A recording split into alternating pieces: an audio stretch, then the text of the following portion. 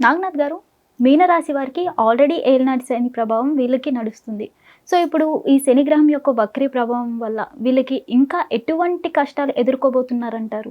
చాందిని గారు, మీనరాశి వాళ్ళకి ప్రస్తుతం ఏలినాటి శని మొన్న 27వ తారీఖు జూలై మాసం 2026 నుంచి డిసెంబర్ 11వ తారీఖు వరకు శని వక్రి రాహువుతో కలుస్తాడు. సుమారు 137 రోజులు ఉంటాడు. ఈ వక్రంగంలో ఉన్నటువంటి శని రాహువుతో కలవడం అనేది భౌతికం మాత్రం కాదు, అదొక మాయారూపం అని చెప్తారు. అయితే మరి ఈ మీనరాశి వాళ్ళకి అన్ని కష్టాలైనా ఇంక వాళ్ళకి పరిష్కారాలు లేవని అడిగారు. ఈ వక్ర గమనంలో 137 రోజులు ఏదైతే ఉందో ఇది మాయా విముక్తి కాలం అని చెప్పాలి. అంటే మాయా విముక్తి అనే పదం ఎందుకు వాడారంటే, జనరల్గా మీరు మీనరాశి వాళ్ళ గురించి ఎక్కడైనా చూడండి, వీళ్ళు చాలా ఆధ్యాత్మిక బలం ఉన్నవాళ్ళు, స్పిరిచువల్ ఇంక్లినేషన్ ఉన్నవాళ్ళు, డిఫాల్ట్ అంటే బై బర్త్ వీళ్ళకి ఆధ్యాత్మిక చింతన, ఆధ్యాత్మిక బలము, ఇలాంటి లక్షణాలు, గొప్ప గొప్ప లక్షణాలు వీళ్ళకు ఉంటాయి. వీళ్ళు వ్యవహారంలో బతకలేరు, వ్యవహారిక శైలిలో వీళ్ళు పూర్తిగా విఫలమవుతారని రాసి ఉంటుంది. అయితే ఇక్కడ గమనించాల్సింది ఏంటంటే, వీళ్ళకి ఏలినాటి శని ద్వితీయ భాగంలో ఉన్నారు వీళ్ళు ఇప్పుడు. మళ్ళీ ఇంకొక 2.5 సంవత్సరాలు ఫ్యూచర్లో కూడా ఉంది వీళ్ళకి. మరి ఈ మీనరాశిలో వాళ్ళకి ఏ ఏ ఏరియాలో ఈ యొక్క తిరోగమనంలో ఉన్నటువంటి శని వీళ్ళకి అనుకూలమా ప్రతికూలమా? రాహుతో కూడా కలిసి ఉన్నాడు. అయితే రాహువు గురించి ఒకసారి మాట్లాడాలి మనం. ఈ తిరోగమనంలో ఉన్నటువంటి శనికి మాట్లాడే ముందు రాహువు గురించి కూడా ఒకసారి మనం మాట్లాడాలి. రాహువు లాస్ట్ 1 year నుంచి వీళ్ళకి ఈ కుంభరాశిలోనే ఉంటాడు ఆల్మోస్ట్. సో అలాంటప్పుడు రాహువు దేనికి అధిపతి? ఈ యొక్క మీనరాశి వాళ్ళకి కుంభరాశిలో ఉంటే రాహువు ఎటువంటి పరిణామాలను వీళ్ళు ఎదుర్కొని ఉంటారు గతంలో? సో వీళ్ళకి మెయిన్ ఫ్యామిలీలో పేరెంట్స్తో ఉండేటువంటి రిలేషన్స్, ఒకవేళ మ్యారేజ్ తర్వాత వీళ్ళకి ఏమైనా డిస్ప్యూట్స్ లాంటివి వచ్చి పేరెంట్స్ని వదలాల్సి వచ్చినప్పుడు వీళ్ళకి పెద్ద నరకం అది. వీళ్ళు ఏదైనా వదులుకుంటారు తప్ప కుటుంబ సభ్యులకు దూరం అవ్వడం అన్నది వీళ్ళకి నరకమే, ప్రత్యక్ష నరకం వీళ్ళకి, ఎవరికి? మీనరాశి వాళ్ళకి. మరి లాస్ట్ 1 year నుంచి వాళ్ళ పరిస్థితి ఏంటి? ప్లస్ రాహు దేనికి అధిపతి? రాహు ఈ మెటీరియలిస్టిక్ లైఫ్కి అధిపతి. మరి ఈ మీనరాశి వాళ్ళకి మెటీరియలిస్టిక్ లైఫ్ని లీడ్ చేయడం వచ్చా అంటే 50% వచ్చు వాళ్ళకి. మరి ఈ వ్యవహారాన్ని వీళ్ళు కనుక సాధన చేసేటప్పుడు వీళ్ళు ఎటువంటి పరిణామాలు ఎదుర్కొంటారు? వీళ్ళకి షష్టమ భావంలో ఎవరుంటారు? వీళ్ళ రాశిరీత్యా చూస్తే కేతువు ఉంటాడు. కేతువు దేనికి అధిపతి? వాక్కుకు అధిపతి, ముక్కుసూటి వ్యవహారానికి అధిపతి, వాస్తవాలు మాట్లాడడానికి అధిపతి. ఎక్కడ? సింహరాశిలో ఉంటాడు. సో వీళ్ళు దీర్ఘకాలంగా లాస్ట్ 1 year నుంచి మీనరాశి వాళ్ళని చెక్ చేసుకోమనండి. లాస్ట్ 1 year 3 months నుంచి వీళ్ళకి నిందలు, చెడ్డ పేరు, అవమానాలు, చెయ్యని తప్పుకు వీళ్ళు చివరికి జైలుకి వెళ్ళడం కానీ, కోర్టు కచేరీలు, లేదా వీళ్ళు పోలీస్ స్టేషన్లకు వెళ్ళడం, వీళ్ళకి సంబంధం లేనటువంటి ఫైనాన్సెస్లో కూడా వీళ్ళు రెస్పాన్సిబిలిటీ తీసుకోవాల్సిన పరిస్థితి రావడం, లోన్లు కట్టుకోవడం, వీటన్నిటి వల్ల వీళ్ళ కుటుంబంలో చాలా రకాల సమస్యల్ని వీళ్ళు ఎదుర్కొని ఉండాలి. మరి వీళ్ళకి అనుకూలమైనటువంటి వాతావరణం కూడా ఉండాలి కదా. ఎందుకంటే వీళ్ళకి రాస్యాధిపతి ఇప్పుడు పంచమ భావంలో గురువు ఉచ్చస్థానం నుండి కర్కాటక రాశిలో ఉంటాడు. మరి దీనివల్ల ప్రయోజనం ఏంటి అంటే, గురువు వీళ్ళకి దశమాధిపతి కూడా అవుతాడు. ఈ తిరోగమన కాలంలో వీళ్ళకి శని వల్ల ఏర్పడే డిలేస్ని ఏ రకంగా అనుకూలంగా మారుతుందో కూడా మనం ఒకసారి మాట్లాడుకోవాలి. మనకి శని కుంభరాశి నుంచి మీనం నుంచి మేషంలోకి వెళ్ళేటప్పుడు 2.5 సంవత్సరాలు తీసుకుంటాడు ఒక రాశి నుంచి ఇంకో రాశికి సంచారించేటప్పుడు. అదే తిరోగమనం అంటే ఏంటి? వెనక్కి రావడం. భౌతికంగా వెనక్కి రావడం కాదు, వెనక్కి రావడం అన్నప్పుడు ఆ క్రమంలో కాలం వీళ్ళకి ఎలాంటి పరిణామాలు ఇస్తుంది. అదే శని కాలానికి అధిపతి, కర్మలకు కూడా అధిపతి, క్రమశిక్షణ కూడా అధిపతి. సో ఈ తిరోగమనంలో ఉన్నప్పుడు వీళ్ళకి మెయిన్ ప్రొఫెషనల్ లైఫ్లో, అంటే ఎవరైతే వృత్తి రంగాల్లో ఉన్నవాళ్ళు, ఉద్యోగం చేస్తున్న వాళ్ళు, కంపెనీస్లో పనిచేస్తున్న వాళ్ళు, వీళ్ళందరికీ మాత్రం ఇట్స్ వెరీ ప్రోగ్రెసివ్ టైం. అదే ప్రోగ్రెసివ్ టైం వీళ్ళకి మన June 2 నుంచి చూస్తే ఇంకా చాలా చాలా స్ట్రాంగ్గా ఉంటుంది వీళ్ళకి. అంటే గతంలో ఉద్యోగం లేని వాళ్ళు, ఉద్యోగం చేస్తూ ప్రోగ్రెస్ లేని వాళ్ళు, ఉద్యోగం చేస్తూ దాని తర్వాత వాళ్ళు ఫైనాన్షియల్గా డెవలప్ అయ్యి సేవింగ్స్ చేయడం, ఇన్వెస్ట్ చేయడం, వీటన్నిటికీ కూడా ఈ తిరోగమనం అనుకూలమే. మరి దేనికి ప్రతికూలము అనుకున్నప్పుడు వీళ్ళు కూడా ఒక విషయాన్ని గమనించుకోవాలి. ఏంటంటే మనకి గోచారం ఏం చెప్తుందంటే, రాశి అన్నది మనకి ఒక కాలం. మన జన్మ లగ్నాన్ని చూసుకోండి. మన జన్మ లగ్నం ఏంటంటే అది ఒక డెస్టినీ లాంటిది. అది అంటే దాంట్లో ఆ లగ్న భావాన్ని బట్టి మనం చూసుకుంటే అందులో కొన్ని మనం మార్చుకోలేని కొన్ని ఉంటాయి. కానీ గోచార ఫలం ఏం చెప్తుంది? రాశిరీత్యా ఇప్పుడు శని ఎక్కడున్నాడు, రాహు ఎక్కడున్నాడు, కేతు ఎక్కడున్నాడు, గురువు ఎక్కడున్నాడు, వీటి వల్ల మనకి గోచారం అన్నది జస్ట్ ఒక ఎన్విరాన్మెంట్ అంతే. మన కళ్ళ ముందు ఉన్నటువంటి ఒక పరిస్థితి, సమాజం. సింపుల్గా చెప్పాలంటే మన కళ్ళ ముందు ఉన్నటువంటి వాస్తవమే గోచార ఫలం. అది గ్రహస్థితిని అనుగుణంగా ఉంటుంది. సో దీనికి అనుగుణంగా వీళ్ళలో ఏం మార్పు తెచ్చుకోవాలి వీళ్ళు ఒకటి డాంబికం అంటే సూడో ఐడెంటిటీకి వెళ్ళొద్దు, ఆధిపత్యానికి వెళ్ళొద్దు కుటుంబంలో కానీ స్నేహితుల్లో కానీ. లేదా వీళ్ళు ఎక్కడ ఉంటారో అక్కడ గురువుగా ఉండడం మానేసుకోవాలి.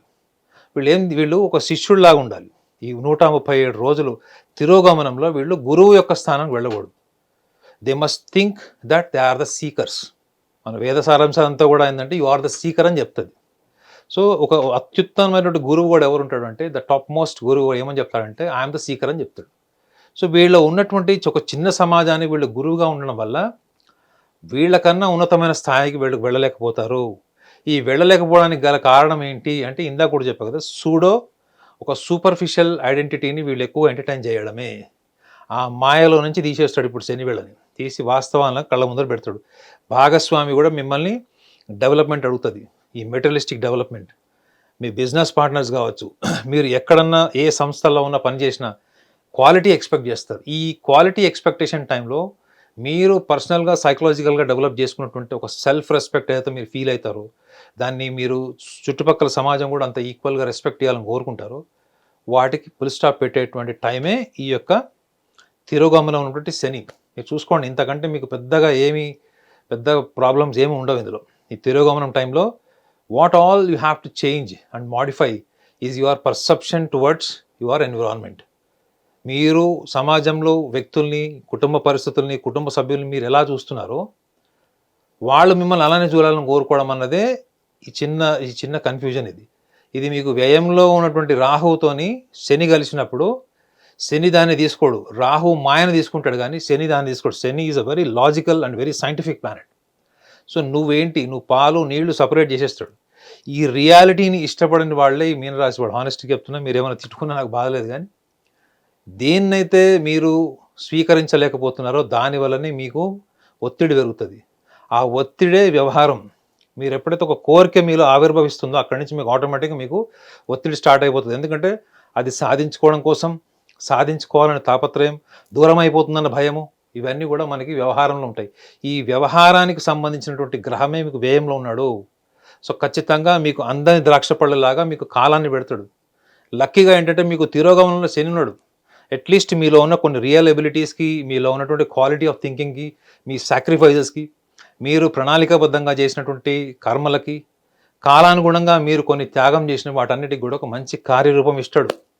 సో నెగిటివ్ సైడ్ ఉంటుంది, పాజిటివ్ సైడ్ కూడా ఉంటుంది. ద పాజిటివ్ సైడ్ ఏంటంటే మీకు లాభస్థానాధిపతి కూడా మీ రాశి వాళ్ళకి శని అయ్యాడు. సో బిజినెస్లో ఇన్వెస్ట్ చేసిన వాళ్ళు, కొంత పార్ట్నర్షిప్లో మోసపోయిన వాళ్ళు, బ్యాక్ స్టాబింగ్ అయిన వాళ్ళు, నిర్లిప్తతో గురైన వాళ్ళు, లేదా వీళ్ళకు భాగస్వాముల నుంచి అంటే బిజినెస్ పార్ట్నర్ నుంచి రావాల్సిన డబ్బులు, లేదా కోర్టు ద్వారా చెల్లించబడినటువంటి డబ్బులు, ఏవైతే లిటిగేటెడ్ ప్రాపర్టీకి సంబంధించిన అమౌంట్స్, ఇవన్నీ కూడా మీ క్లియరెన్స్ టైం కూడా ఇదే. అక్కడ మీ చూడండి, అక్కడ మీ మంచితనం శని తీసుకుంటాడు. అక్కడ మీకు రాహు ఏం చేస్తాడు, మీరు అప్పటి వరకు ఉన్న ప్లేస్లో మిమ్మల్ని మీరు ఉన్నతంగా ఊహించుకొని ఉన్నతంగా ప్రొజెక్ట్ చేసుకోవడం వల్ల దాన్ని ఎదుటి వాళ్ళు ఎట్లా క్యాపిటలైజ్ చేసుకుంటున్నారు అనే ఒక రియలిస్టిక్ పర్సెప్షన్ లేకపోవడమే. అది ఇప్పుడు ఈ 137 రోజుల్లో శని ఆ క్లిన్సింగ్ చేసేస్తాడు. అంటే పాలు నీళ్లు సపరేట్ చేస్తాడు, దాన్ని మీరు స్వీకరించాలి. So at the same time ఇది ఈ 137 డేస్ తిరోగమనంలో మీకు ఏమన్నా ఈ తిరోగమనం తర్వాత మీరు కూర్చొని బాధపడే టైం ఉంటుందా, కాస్త రిలాక్స్ అయ్యే టైం ఉంటుందంటే మీరు ఖచ్చితంగా మీరు మెంటల్గా స్ట్రాంగ్ అవుతారు, మీ విజ్డమ్ కూడా పెరుగుతుంది. మీరు చేయాల్సిందల్లా ఏంటంటే మీరు కఠినంగా మాట్లాడకండి, గతాన్ని తలుచుకొని దాన్ని వేరే వాళ్ళతో ప్రస్తావించకండి. ఎందుకంటే మీకు షష్టమ భావం అంటే కేవలం వాక్కు వల్ల, మీ వ్యవహారం వల్ల, అంటే మీ యొక్క మొండితనం వల్ల కావచ్చు, లేదా ఆధిపత్య ధోరణి కావచ్చు, లేదా వాక్కు వల్ల, దీనివల్ల వచ్చే సమస్యలే మీరు 137 రోజులు ఎదుర్కొంటారు. మిగతా ఏ సమస్యలు ఉండవు మిగతా అంతా కూడా మీకు అనుకూలంగా ఉంటుంది. ముఖ్యంగా ఈ ఆగస్టు 28వ తారీఖు నుంచి మీకు చూడండి మీ లైఫ్లో చాలా మంచి టైం వస్తుంది. సో కాబట్టి మీనరాశి వాళ్ళు ఓవరాల్ సమ్మరీ ఆఫ్ దిస్ తిరోగమనం సాటర్న్ రెట్రోగ్రేడ్ స్టేట్ ఏదైతే ఉందో ఇందులో మోర్ దాన్ 60% మీకు అనుకూలమైనటువంటి ఫలితాలు ఇస్తుంది. And at the same time జ్ఞానాన్ని కూడా ఇస్తుంటుంది. ఈ జ్ఞానాన్ని కూడా మీరు స్వీకరించడం వల్ల ఏమవుతుందంటే next coming of time, impending time ఏదైతే ఉందో దాంట్లో మీకు ప్రణాళిక చేసుకోవడానికి, మీరు దేన్ని తీసుకోవాలి, దేన్ని వదిలేసేయాలి, ఎవరు మన వాళ్ళు, ఎవరు బయట వాళ్ళు, ఎవరెవరి రియలిస్టిక్ కలర్స్ ఏంటి, వీటిని కూడా మీరు తెలుసుకునే అవకాశం ఉంటుంది. మీనరాశిలో ఉన్న గొప్ప లక్షణం ఏంటంటే వాళ్ళు చాలా రిఫ్లెక్టివ్ లెర్నర్స్. వ్యవహారంలో బోల్డ్గా ఉన్నప్పటికీ కూడా అనుభవాల నుంచి మళ్ళీ అదే తప్పు మళ్ళీ తిరోగమనం అంటే మళ్ళీ తిరిగి చేయరు వాళ్ళు. ఇదే వాళ్ళకున్న ఆధ్యాత్మిక బలం. కాబట్టి ఈ యొక్క బలాన్ని కూడా మీరు క్రోడీకరించుకొని మీరు ప్రణాళికబద్ధంగా వెళ్ళి ఈ యొక్క 137 రోజుల తిరోగమనాన్ని మీకు అనుకూలంగా మార్చుకునేటువంటి కొన్ని బుద్ధిపూర్వకమైన సలహాలు కూడా ఇచ్చాను. వాటిని మీరు అబ్జర్వ్ చేసి చూడండి. ఖచ్చితంగా ఈ తిరోగమనం మీకు మంచి టైం అవుతుంది.